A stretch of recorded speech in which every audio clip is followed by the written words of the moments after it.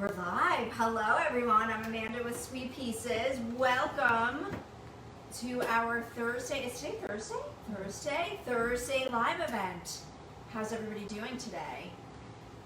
Gorgeous day out here on Long Island. It's been a really beautiful week. We've been really blessed with the weather. And we're open. We are back open. We are waiting for you, whatever you guys need for your projects, for your home decor stuff. We're here, so we're really excited to be back. And we certainly appreciate your support and your business. It means the absolute world to us. So thank you so much. So we took a little bit of a break last week from our live videos because there was a lot going on in the Sweet Pieces world. So some of you who have been following along with us have heard me talk a little bit about how Sweet Pieces took over the ABOS Design Studios, and it's a huge undertaking. And I had some training that I was doing last week with some newbies over there, so it's been a really exciting time, and I can't wait for you guys to see everything that we're doing on both sides, which eventually will kind of merge together and be one. So I think that probably next week we're going to do a live video on window treatments. I would love to talk to you guys a little bit about window treatments and explain all of that to you. For those of you who know my story, you may know that my design career started at Calico Corners. So before I started Sweet Pieces, I was actually a design consultant at Calico Corners, where they do custom window treatments and custom furniture, and that's really where it all started for me. It really it brought together the whole entire industry, which I absolutely love and adore. So anyway, it's kind of like I'm coming full circle here with taking over the ABOS Design Studios, which is very heavily window treatment focused. So I'm pretty excited to be on the back end of it and understanding how to launch it as a business, as opposed to just being in the day-to-day of selling window treatment. So really, like I said, exciting stuff that's going on here. So here we are at Sweet Pieces, and I am going to talk to you today about varnish. Who is excited? This is an exciting thing. So this is a brand new product that came out during quarantine. We actually got our first shipment right during quarantine. So we have two different versions. We have a gloss and a low luster version, and this is an alternative to using wax. So if you have used the Jolie chalk style paint in the past and you weren't thrilled with the wax, or maybe you wanted to have another option, maybe you wanted something that was a little shinier, this is definitely an option. So I will say this. The Jolie Varnish is much more shiny, even the low luster version, than wax. So if you like that really matte sheen, then I would recommend staying with wax. Or your other option is to go with the general finishes, flat out flat or flat high performance. So again, the Jolie is definitely an alternative for a higher sheen product. And some of our team has been working with the varnish. I've worked a little bit with it, and we've also done some sample boards here. And I have to tell you, we're really loving it. It's pretty awesome stuff. So I'm going to do a little close up here, and Julie, let me know if you can see this. Mm-hmm. So on the bottom here, this is the clear wax. The center is the low luster, and then the top is the gloss. So you can really see the sheen difference there. There's definitely a sheen difference. Can you tell? Mm-hmm. Okay, great. So we actually painted these little side tables. We have a pair of them. They're so adorable. I love them. Right before the pandemic hit, and then we never got to finish them. So now I'm going to actually finish them up for you. And what color is this, you're asking? So this is Dove Gray, and it is a gorgeous, really pale off-white gray. I mean, it's gorgeous. It's one of my favorite colors in the line. And this is one of those colors that was a new color when we brought in the Jolie line. So I'm gonna just show you guys Am I doing low luster? Okay. So because we painted the other one, we sealed the other one up, so I want to make sure I match it. So I'm going to use the low luster, and you want to make sure that you always stir your paint whenever you're working with product. And you want to also make sure that you're reading the can, because some products like to be shaken and some products like to be stirred, just like our favorite drinks. So you want to make sure that you're following all of the manufacturer's directions properly. So I'm going to stir this up, and you can see here it's pretty thin, and it has a bit of like a milky consistency to it, so which is totally normal. Just keep that in mind.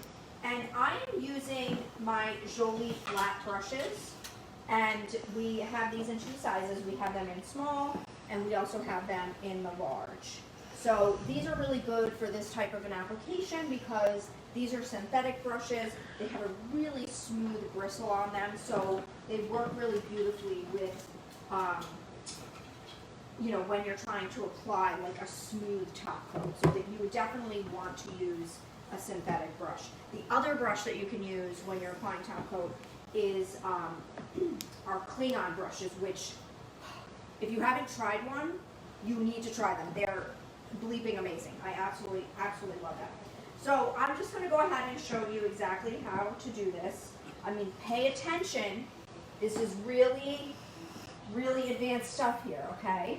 So you're going to dip. You're going to, you don't have to put a massive amount on your brush, and you're going to brush it on. Okay? Or is everyone paying attention? Did you get that? Okay. It's that simple. So this product dries pretty quickly. So manufacturer's recommendations are wait 4 to 6 hours in between coats. I always tell my customers what the manufacturers say. That doesn't mean that when I'm doing my own projects, I always listen to them. So I know that when we did the other piece yesterday, we top coated it maybe an hour or so afterwards. It was really nice and dry, dried pretty quickly, and you can just go ahead and do that. I'm also going to top coat right over these handles, and this will give them, the same sheen that the actual piece of furniture will have. I might even accent them afterwards with something else, maybe a glaze or something like that, just to give them a little bit of a differential. And I mean, really, that's it. So this has a cross-linking resin that is in the product.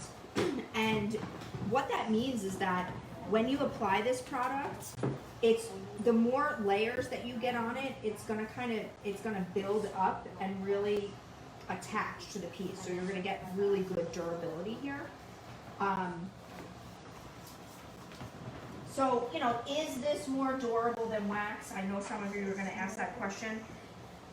And that is it really depends on the use.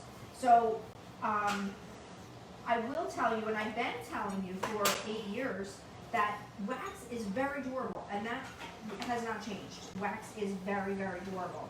And if it has ample time to cure and do its thing, it can hold up really well in all kinds of different situations.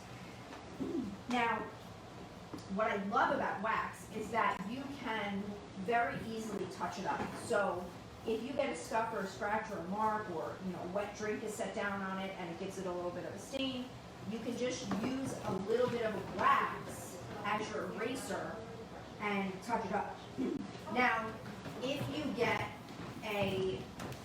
seal it with some sort of a penetrating top coat sealer like I'm using with the varnish, and you get a scuff or a scratch, it's a little bit harder to just touch that up. You can't just throw a little bit of paint on it and put a little more varnish. It's not going to look the same. So, whereas with wax it will. So that's I always tell customers that when they're trying to make that decision between which option to go with. It is very easy to just touch it up, and that's one of the beauties that I love about using wax. Now, if you want more, a high sheen, like a modern type of a look, then, you do probably need to use some sort of a top coat score because, the wax can be buffed to a shine, but sometimes it's a little bit hard to do that to get it to like a really, really glossy finish. So let's talk about how to clean your brushes once you're done with them. You want to make sure, you're just going to use soap and water. The varnish is water-based, so you don't have to worry about any kind of oil-based type of stuff. So you're going to use soap and water, and we have a soap that we've actually made here at Sweet Pieces, and it's made right here in-house actually, upstairs in Major Lee's soaping studio, and it's called Cleaning Condition Soap, and it's fantastic. So and it actually has lemon and lavender fragrance in it, essential oil, so it smells delicious when you're cleaning your brushes. So that is what we like to recommend to use. People say, well, can I just use a soap that I have at home? And you absolutely can. You just want to make sure that you're using something that's mild. So the majority of the brushes that we carry here are natural bristles. So a natural bristle brush is it's like hair, right? So would you clean your hair with Dawn soap? How would your hair look if you clean it with Dawn soap? So it's kind of the same thing with brushes. So you want to make sure that you're using something that's mild and gentle on those synthetic bristles. And then let's talk a little bit about how do you clean, how do you take care of your piece after it's been sealed and you're loving it and living with it. So when you're waxing something, you want to use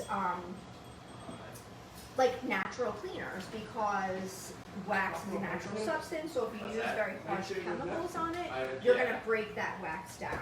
Whereas with the varnish, you can, it's a little bit more, I hate to say the word plasticky, but it's more of like a coating. So you can pretty much use most any cleaner. You want to make sure that you're always thinking about that your furniture is, Should I take that too or not? you want to be careful with it. I mean, it's like an heirloom basically, so you don't want to, beat up on it and use really, really harsh chemicals on it. You want to kind of be mindful of that any time you're working with your furniture. So, really, that's it. You can, you just keep brushing it on, and it's super easy. One of the things I will say is that this really doesn't have a strong odor at all, so you don't have to worry about stinking up the whole house. It has a little bit of an odor to it, but I have to hold this close to my face to even hold it, so it's not like I said, it's not going to smell up the whole room. The other very cool thing about this product is that you can put it in a sprayer. So we have recently brought sprayers in to Sweet Pieces, and this is my favorite one. I've had a couple of these bad boys, but this is the Finish Max Super, which is a home right product. Now you can get it right here at Sweet Pieces, and we also are carrying the Wagner Home Decor Sprayer, which is a smaller version, which is really good for like small accessories. So think like a small side chair or a stool or a bench, candlesticks, any of that kind of stuff. I actually used it to spray my outdoor furniture, which it was metal, has a lot of detail to it. And so I was testing this sprayer at the time. Probably it would have been better for me to use the Supermax, but I wanted to test it out. It worked, and it wasn't an issue, but it has a smaller reservoir in it to hold the paint. So if you're doing like a really big project, that's going to be the one deterrent, that you have to keep filling that reservoir. Whereas the Finish Max Super has a pretty big capacity. You can actually fit about 40 ounces, which is a little bit more than a quart. You could fit that into that, so that definitely helps. But the two products can take both of the lines of paint that we carry, so the Jolie Matte Finish paint and also the General Finishes paint, And then it can also spray all of our clear top coats. So the high performance top coat from General Finishes, and then also the varnishes from Jolie. And I've had a lot of experience, especially during quarantine, with spraying, and I have to tell you, I mean, if you can do it, if you can spray, it is so much easier. I've done cribs with sprayers, I've done, you know, chairs, tables, I've done kitchen cabinets with sprayers.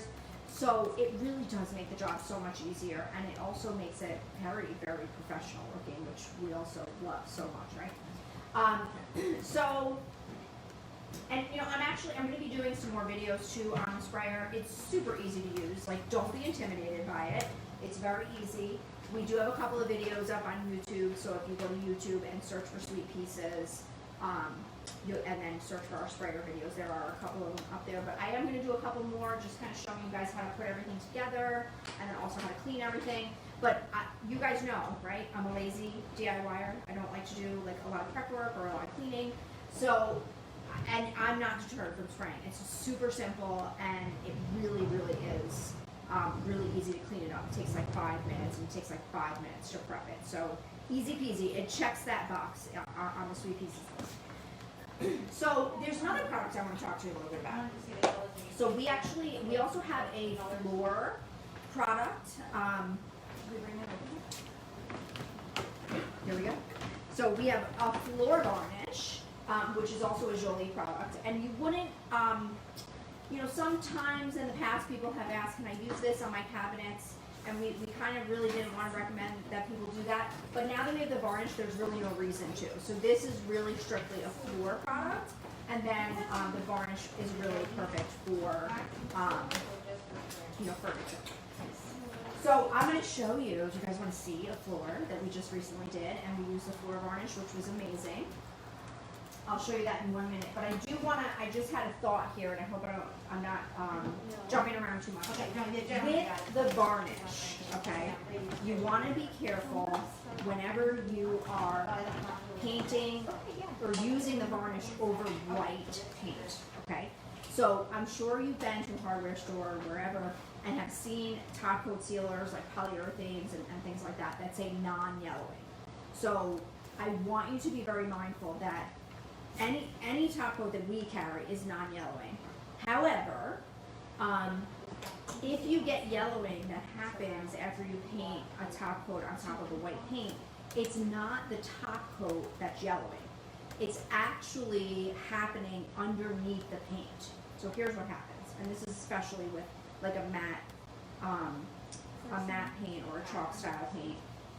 That paint is porous, it breathes, right? So when you paint it on, and now you're taking a penetrating top coat sealer that is absorbing through the paint, it's absorbing through the surface that you've started with, you know, the dresser, for instance, the side table. And what that does is it kind of activates any dyes, tannins, stains that are in the wood, in the substrate. And it reactivates them, and as it dries, it pulls that up. And because the paint is porous, it comes through as a stain. The only way to solve it is to use a stain blocking primer before you paint the white paint on. And you guys know I've bragged on stain blocking primer from General Finishes for the last 3 months of quarantine. It is amazing, amazing stuff. The best on the market, hands down. So here is a little visual here. So this is a piece of stained wood without stain blocking primer and a white paint put on it. And this is with stain blocking primer and the white paint put on it. I've had a lot of issues with bleed through over the years, and this product solves it all. I've used every type of stain blocking primer that's out there, and hands down, this is the very, very, very best one. So if you are attempting a project like, let's say, kitchen cabinets, like bright white kitchen cabinets, I promise you, you need to use stain blocking primer. And we recommend 2 coats of this, and then you can put your paint on top of that. We also have a product called Brushable White Enamel. So if you are going for that really crisp white kitchen, These are the only two products that you need. You need stain blocking primer and you need brushable white enamel. You don't even need a top coat. These are literally the only two products that you need. So it makes it super, super easy to get that very bright white cabinet. And I will tell you that a bright white cabinet is a hard thing to achieve in the furniture world because of those bleed-through issues. So I've tried everything, and I'm telling you right now, these two products are it. That's what you need, and it will work wonders for you. And you'll have that gorgeous bright white kitchen that all the magazines feature.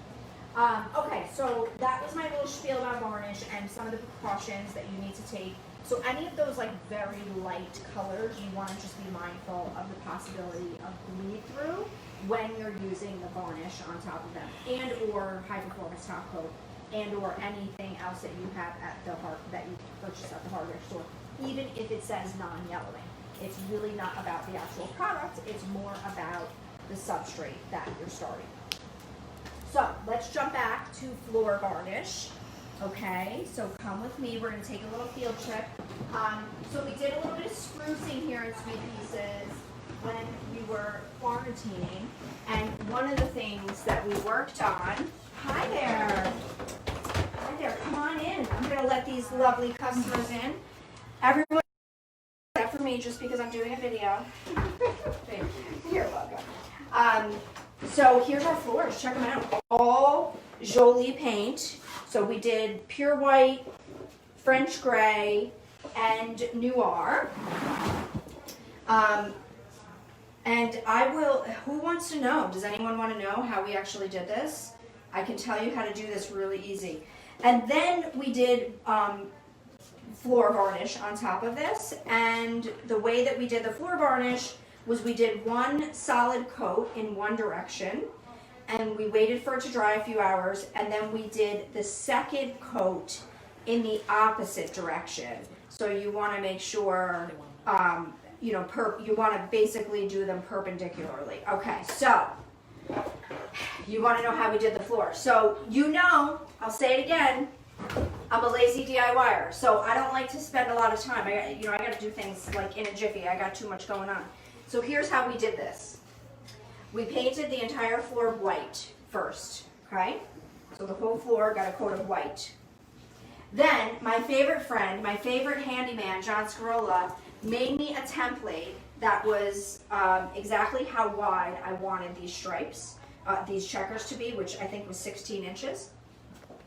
And we basically laid this thing on the floor, and we just like marked it. So I didn't need to, measure anything. I just laid it down on the floor and started with one straight edge and then basically worked off of that. So I created my lines. I taped one set of squares, or one set of stripes, I should say. So this black stripe here, this went this way. So I taped off the black stripes. We painted the entire way with the black stripes, right? So now we have a black and white striped floor, essentially. We let that dry, and then I did the same thing in the direction of the gray stripes. I taped off the gray stripes, which I marked using my 16-inch piece of wood that was a template. I taped them off, and then we rolled it in the opposite direction. So if you see here, this gray square is over the black, and then this one is over the white. So they look a little bit different, but I thought that was kind of a fun look, and it enabled me to not have to tape off every single square. And this floor is actually concrete. So this was like a poured self-leveling concrete. This room is like, it's so off level. So we didn't do it perfect when we initially did it, but it's concrete. It was painted with a stenciled pattern for years. We had that for probably 4 or 5 years, and then we just recently refreshed it. So it was a fun little project to do. It didn't take us forever. I've done some really big flooring projects. We actually did a painted floor in our Massapequa location, and I worked with Teresa Nardone of Bella Terra Designs. which by the way, so super talented. She's so super talented. She does murals, she does floors, she does everything. But anyway, Teresa and I did that floor together, and there was so much taping that went on. I mean, it was insane. And it took us like 2 days to do the floor. Whereas this, it was much quicker, much easier, just because we used the template, and I had to figure out the easiest, quickest way to do it. What was the other question? Oh, so by the way, we also rolled this, which it was pretty easy to do that with the tape, and then you just take your roller. And we do have those rollers now available on our website. You can either we have foam rollers, and we also have the microfiber rollers as well. So you can pick those up if you need them. And the ceiling, we also did the ceiling in here. That was one of our videos. We sprayed it, and we did it in black. And I have to tell you, I love a black ceiling. It kind of disappears. Like, you really don't see it. When I actually worked on the ABOF's apartment building, which is kind of what started this whole, ABOF's decorating center studio. I designed their lobby of this apartment building, and they have huge ceilings, and they have all kinds of, duct work and electrical and all kinds of stuff in the ceiling. But I really didn't want to do a drop ceiling in there. I didn't want to, close it up because they needed to have access to it. And it's a big ceiling, but it's also not a very wide space. It's kind of narrow, so I wanted it to feel very, very expansive. So we sprayed the ceiling matte black, and when you walk in there, I mean, it literally feels like, the ceiling just goes forever. So it's a pretty cool design trick. I would highly recommend that you give doing a black ceiling a shot. And the next time that you go to your local small business, check out their ceilings, see what they've done. I've seen that done in a lot of coffee shops and industrial types of places. But the lobby that I designed, which I'll have to post pictures for you guys on that, it's not an industrial space at all. It's actually quite traditional modern. So, but it works. It works really, really well. So definitely check that out. And speaking of small local businesses, I hope that you guys are supporting your small local businesses. I actually received a text message from Town, Towne, yesterday, and they're a small clothing store down in Huntington Village. I don't know about you, but I'm itching to shop right now. I haven't shopped in months, so I'm itching to do that. And they sent me a coupon, and I was like, you know what, I'm gonna go down there and pick up myself something really cute.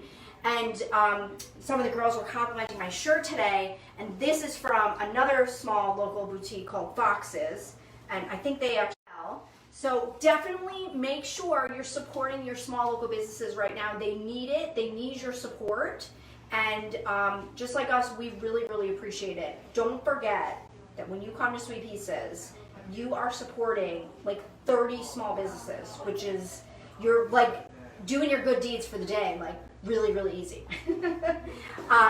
So thank you so much for joining me today. I'm so glad that you guys took time out of your day to join me. Were there any other questions that we had? No? So we're going to be coming back to you next week. I don't know exactly what day yet, but as soon as we get off camera, I'm going to sit with Julie, and we're going to figure out another day for you next week, and we're going to be talking about either window treatments. I want to do a little bit more spraying for you guys. And if you have anything else that you want to learn, leave us a comment. We always love to hear what you guys want. What do you want to see? So I'm just going to end this video with a couple of reminders that I was reminding you guys about during quarantine, and I'm following all of these rules here in my life, continuing throughout after quarantine, because I think they're just really important. Make sure you are feeding yourself good stuff, not just our nutrition, but the thoughts and what we're watching, what we're listening to. It all sticks. So if you're watching, I used to love scary movies as a kid, and you know what? I mean, I don't want to poo-poo on scary movies, but that's just not good stuff going into our head, and you're internalizing that, and it's in your subconscious, and so just keep that in mind. Put good stuff in your head. The Hallmark Channel isn't so bad. Make sure you're listening to positive stuff. There's so many great podcasts out there, and Audible is another one of my favorite things. I'm always wanting to learn about business, and so there's some good stuff out there. So make sure you're putting good stuff in your head. I love my K-Love 95.5, and they always have positive, uplifting messages and music, which is really fantastic. Make sure you're getting your body moving. Do some exercise, do some yoga. I'm going to step outside with you guys just because I have some customers that are going to be leaving. Make sure you're getting your body moving, because that is it's so important. And drink lots of water. That's really important too. What are some other things that we talked about? Learn something new. Like, this is such a great time to do something that you've always wanted to do. What have you always wanted to learn? It's all out there at our fingertips. Technology is an amazing thing that allows us to do so much. So use it to your advantage. So thank you so much again for joining me. I'm so glad you guys took time out of your day. And we'll be keeping you updated about what's coming up next week. Thank you so much for watching, guys. Have a great day. Thanks for watching. Want to learn more? Subscribe now.